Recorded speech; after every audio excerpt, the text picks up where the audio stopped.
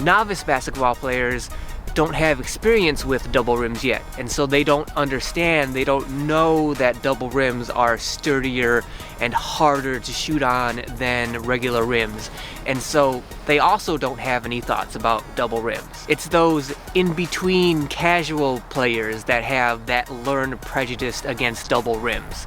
They have the experience of knowing that shooting on double rims is harder than it is on regular rims, and so they usually have some kind of learned prejudice against shooting on double rims.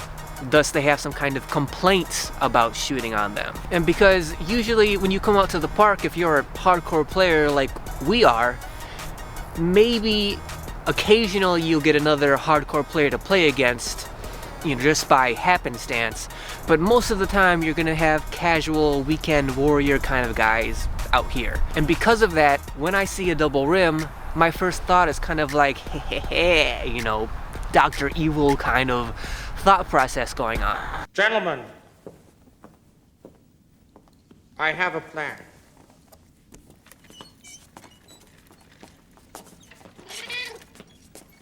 Because when I see a double rim, and I think of what the competition is going to react to having to play on a double rim, what I'm doing is just waiting. I'm waiting to hear some opponent say something negative, to have some kind of complaint about a double rim. Because as soon as I hear them complain about having to play and shoot on a double rim, I know I got them. Or at least I'm very secure and very confident in assuming that if they're complaining about having to shoot on a double rim, they have some kind of weakness. They have some kind of mental discipline weakness that I can then exploit and use against them. Something that I don't have. I don't have that weakness. I don't have that discipline issue. I welcome the challenge of shooting on a double rim, whereas they are dismayed by it, and it may or may not throw them off their game. And if they're bothered by having to play on a double rim, they have no idea what's about to happen to them if they have to deal with me on a double rim. So basically, I like double rims because they're good for me and they're bad for my opponents. Now let's briefly touch on the no net issue.